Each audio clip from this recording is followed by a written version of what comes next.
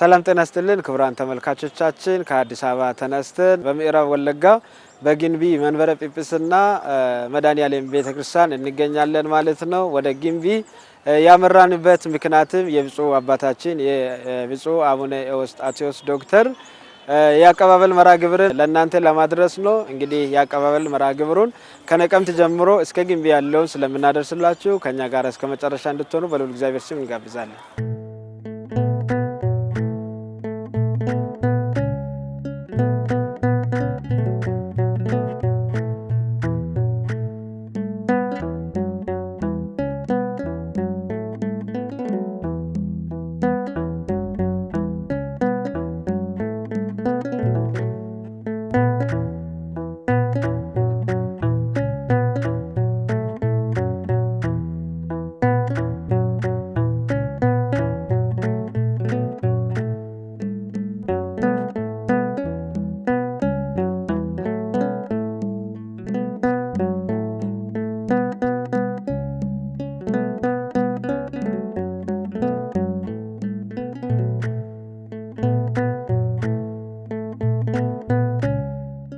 በጣም አመሰግናለሁ። እግዚአብሔር ይስጥልኝ። እንደሚታወቀው የወለጋ ሕዝብ በሃይማኖቱ ምክንያት ብዙ ችግር የደረሰበት ሕዝብ ነው። አባት በማጣት በጣም የተጎዳ ሕዝብ ነው። ኦርቶዶክስ አማኝ በመሆኑ ብቻ የቆሰለ ሕዝብ ነው። ቁስላቸውን መዳሰስ ያስፈልጋል፣ እንዲያገግሙ ማድረግ ያስፈልጋል። ከተማዋ እንድትፈወስ ፈውስ ያስፈልጋታል። ይሄ ደግሞ የሚደረገው ወንጌልን በማስፋፋት ነው። ወንጌልን ለማስፋፋት ደግሞ የሰለጠኑ ሰዎች ሰባኪያን ወንጌል ያስፈልጉናል። ወጣቱ እንዲሰለጥን ማድረግ ነው።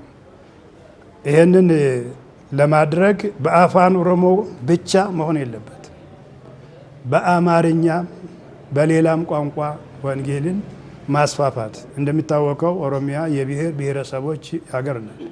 ኦሮሚያ ውስጥ ብሔር ብሔረሰቦች ይኖራሉ። የኦሮሞ ሕዝብ አቃፊ ሕዝብ ነው፣ እንግዳ ተቀባይ ነው። ስለዚህ አብሮ የሚኖረውን ሕዝብ የእሱንም ቋንቋ ማፈን አይገባም። አንድ በኦሮምኛ ካልሆነ ብሎ የሚከራከሩ ልጆች አሉ።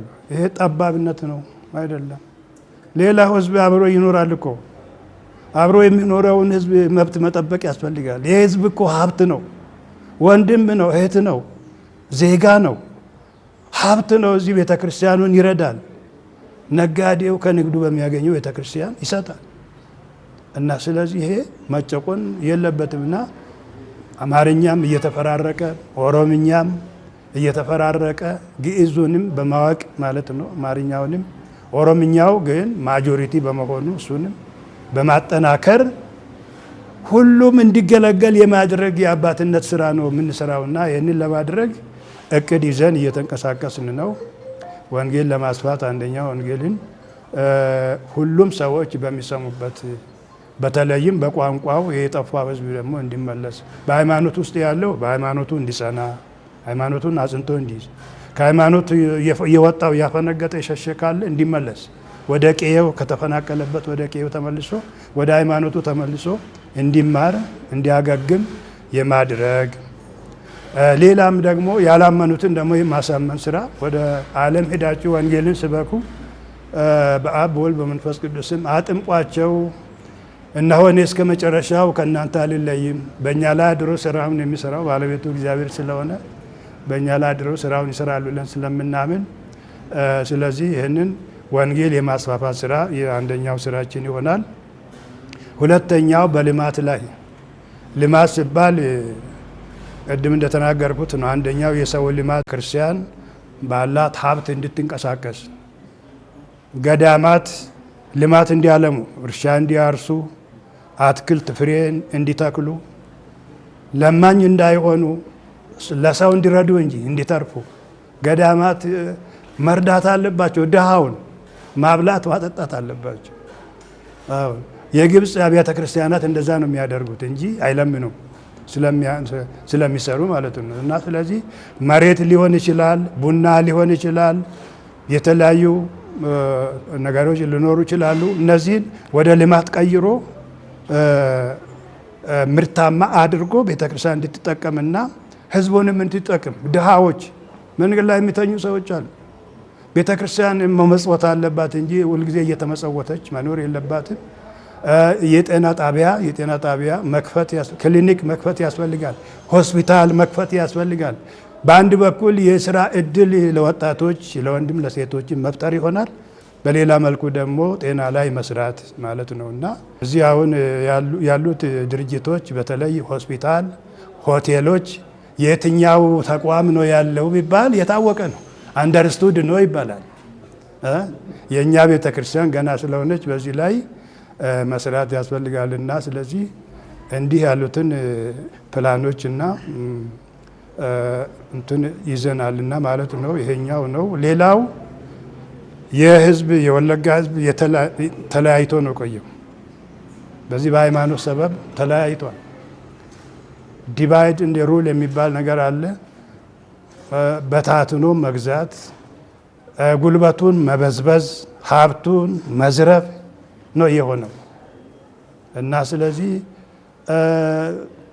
የበግ ጠባቂዎች ለበጎቹ የማይራሩ ተኩላ ሲመጣ ትተው የሚሸሹ እነሱ ወራዊ ደሞዛቸውን ብቻ የሚያስቡ አውሬ ቀበሮ ሲመጣ ተኩላ በጎቹ ሲነጥቅ ሲበላ ትተው ይሸሻል። እንዲህ አይነት አሰራር በዚህ ህዝብ ላይ ደርሷልና በጣም የተጎዳ ስለሆነ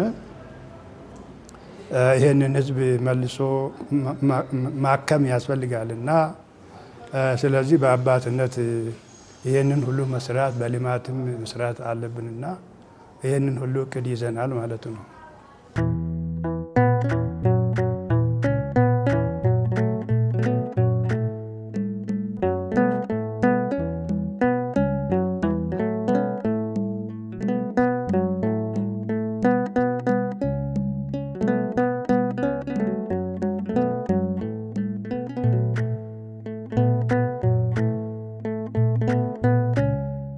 አመሰግናለሁ። እኔ የተናገርኩት በኦሮምኛ ቅዳሴ የለም አይደለም ያልኩኝ። በኦሮምኛ ቅዳሴ የለም ብዬ የምናገርበትም ምክንያት የለኝም። ቅዳሴ ማለት ምስጋና ማለት ነውና እግዚአብሔርን ማመስገን በማንኛውም ቋንቋ ይቻላል ማለት ነው። እንደ አባት እንደ ቤተ ክርስቲያን መሪ እንደ ቅዱስ ሲኖዶስ አባል እኔ የተናገርኩት በኦሮምኛ እስካሁን ዜማ የለም። በኦሮምኛ ዜማ የለም። እዚህ ወለጋ ውስጥ ነው እየተጀመረ ያለው፣ ተጀምሮ እየተስፋፋ ያለው እዚህ ወለጋ ውስጥ ነው። ይሄውም ጥሩ ጅምር ነው፣ ግን እውቅና ያስፈልገዋል፣ ባለቤት ያስፈልገዋል። ማን ነው የደረሰው? አሁን ቤተ ክርስቲያን የምትጠቀምበት ዜማ ባለቤት አለው። እሱም ቅዱስ ያሬድ ነው። ቅዱስ ያሬድ ደግሞ ከመንፈስ ቅዱስ አግኝቶ ነው ይህንን ያመጣልን። በሶስት አይነት ግዕዝ፣ አራራይ፣ እዝል በሶስቱ ስላሴዎች ሶስት አይዋፋት ተገልጠው የገለጡለት ነው። ከመንፈስ ቅዱስ ነው ያገኘው። አባቶቻችን ያስተማሩን ይህንን ነው የተማርነው ቤተ ክርስቲያን ማለት ነው። ከዚህ የተነሳ በእውቅና በአፋን ኦሮሞ ዜማ የለም። ግዕዝን ልመዱ። አሁን ዜማ የሚደረገው በግዕዝ ብቻ ነው። ይሄ ደግሞ በአማርኛም ዜማ የለም። በኦሮምኛ ብቻ አይደለም ዜማ የሌለው፣ በኦሮምኛ ቋንቋ ብቻ አይደለም፣ በአማርኛም ዜማ የለም፣ በጉራግኛም በሌሎች ቋንቋዎችም ዜማ ስለሌለ ግዕዝ ግን ያለ ቤተክርስቲያን የምትጠቀምበት ስለሆነ ይህንን አትጥሉት እና ተማሩ። ይሁንና ለጊዜው አሁን በጀመራችሁት ቀጥሉ። ጎን ለጎን ደግሞ ግዕዝን ልመዱ፣ ስልጠና እንሰጣችኋለን። ከዛ በኋላ ወደ ግዕዝ ትመጣላችሁ። ይሄኛውም ደግሞ ጎን ለጎን እየበሰለ እየሄደ ባለቤት እንዲያገኝ እንመክርበታለን። ከሚመለከተው አካል ጋር ምክር እንሰጣለን። አሁን ግን ባላችሁበት ግዕዝ ስለማትችሉ በዚሁ በኦሮምኛ ቅዳሴው እንዳይቆም፣ ቤተ ክርስቲያን እንዳትዘጋ፣ ህዝቡ ከቤተ ክርስቲያን እንዳይወጣ፣ ከሃይማኖት እንዳይወጣ ቀጥሉበት፣ በጎን ግዕዝ ተማሩ ነው ያልኳቸው እንጂ እኔ በአፋን ኦሮሞ ቅዳሴ አይደል፣ ቅዳሴ የለም። ቅዳሴ በአፋን ኦሮሞ በማንኛውም አለ። ኩሉ ነፍስ ይሴብሖ ለእግዚአብሔር፣ ነፍስ ሁሉ እግዚአብሔርን ያመሰግናል ይላልና እንኳን አዕዋፈ ሰማይ የሰማይ ወፎች እንኳን ያመሰግኑታል፣ እንኳን ሰው ቀርቶ ማለት ነው። ዝማሬ ማለት ነው። በህብረት በአንድነት ሆነው እግዚአብሔር በቋንቋቸው ያመሰግናሉ እኮ አዕዋፋት። እግዚአብሔርን የማያመሰግን ፍጥሩ እኮ የለም፣ ሰው ብቻ አይደለም። ድንጋይም እንኳን ያመሰግናል፣ እኛ ስለማናውቅ ነው እንጂ። እና ስለዚህ እግዚአብሔርን የማያመሰግን ፍጡር የለም። ቅዳሴ የለም አላልኩም። እኔ ያልኩት ቅድም ተናግሬዋለሁና ሐሰተኞች የሚነዙት ወሬ የታወቀ ጉዳይ ነው።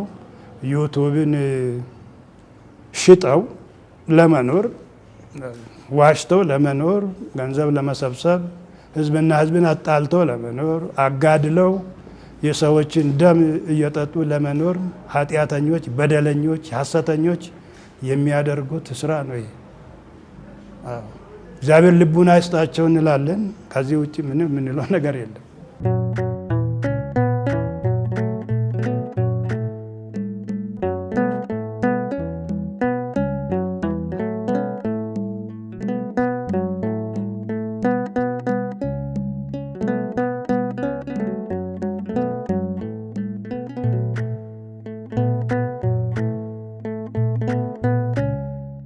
ህዳር 13 ቀን 2018 ዓመተ ምህረት ወደዚህ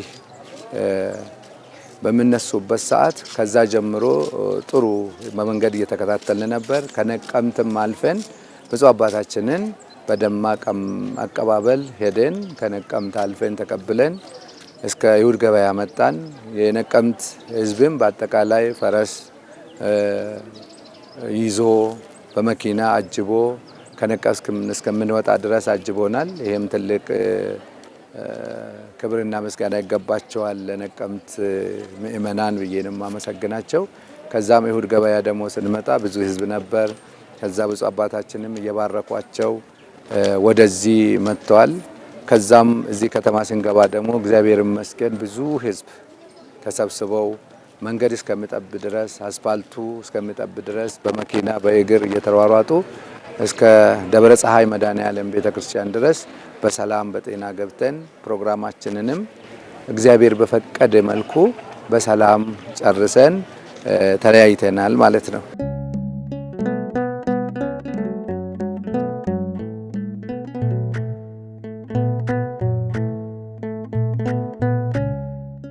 እንግዲህ በመጨረሻ ምዕራብ ወለጋ በተለያዩ ምክንያቶች ቤተክርስቲያን ተጎድታለች፣ ተዘግታለች።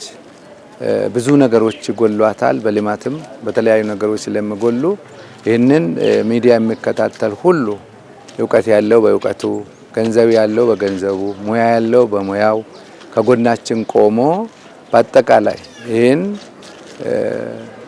ትልቅ ሀገረ ስብከት ከጎናችን ቆሞ የጠመመውን አቃንተን አንድ ሆነን ስርዓተ ቤተክርስቲያንን ጠብቀን እስከ ፍጻሜው ድረስ ከጎናችን ሆኖ የሚሰራውን ሁሉ በትብብር በአንድነት ከጎናችን እንዲቆሙ እንዲሰሩ በእግዚአብሔር ስም ጥሪዬን አስተላልፋለሁ።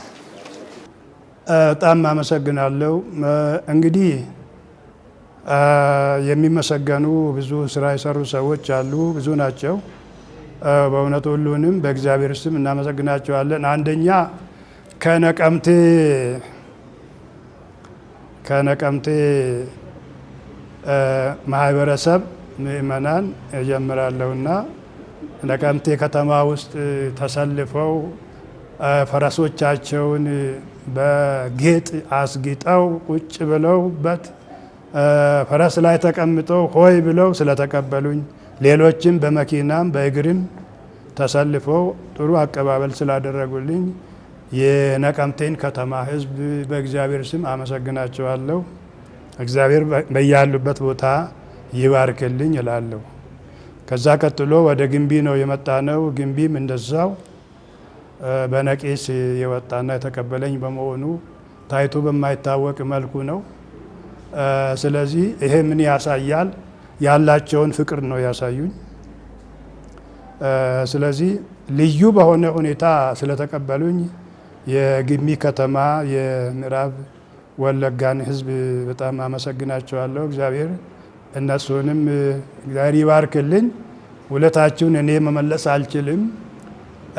አብረን ስንኖር እንደ እግዚአብሔር ፈቃድ በአገልግሎታችን እንዲደሰቱ የማድረግ ስራ ለማድረግ ዝግጁ ነኝ፣ ፈቃደኛ ነኝ። ህዝቡም እንዲተባበረኝ አንድነት ላይ እንድንሰራ አንዱ ሌላውን መግፋቱን እንዲተው። መገፋፋት ካለ ማልማት አይቻልም፣ ማደግ አይቻልም። ጸረ ልማት፣ ጸረ እድገት፣ ጸረ አንድነት ነው መገፋፋት። ይህንን ትተን ተቻችለን በአንድነት ሆነን መኖር ይገባናል። ይህ ከሌለ ምን ጊዜም ቢሆን ልማት አይመጣምና ህዝባችን ይህንን አውቆ ከኔ ጎን እንዲሰለፍ ጥሪ ያደርጋለሁ ማለት ነው።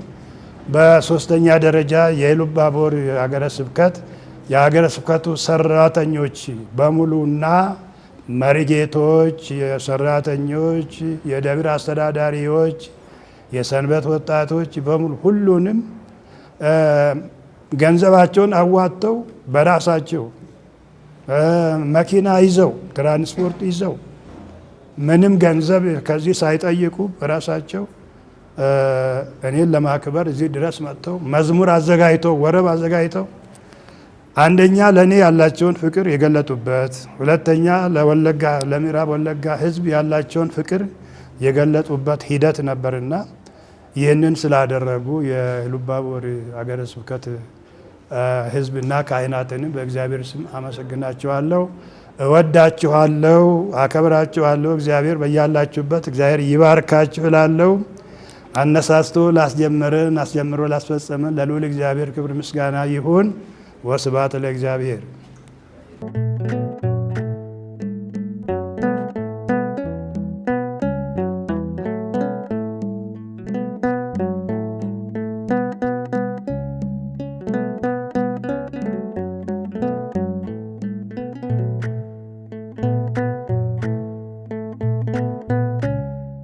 ከኛ ጋር ስለሆናችሁ እንግዲህ ክቡራን ተመልካቾቻችን እጅግ አድርገን እያመሰገንን በዛሬው ዕለት የብፁዕ አባታችን የብፁዕ አቡነ ኤዎስጣቴዎስ ዶክተር የአቀባበል መርሃ ግብሩ ከነቀምት ጀምሮ እስከ ግንቢ መንበረ ጵጵስና መድኃኔዓለም ካቴድራል ድረስ ያለውን መርሃ ግብር ይህንን ይመስላል። እስከ መጨረሻ ከኛ ጋር ስለሆናችሁ እጅግ አድርገን እናመሰግናለን። ከቀሪ ከኢትዮጵያ ኦርቶዶክስ ተዋሕዶ መገናኛ ብዙኃን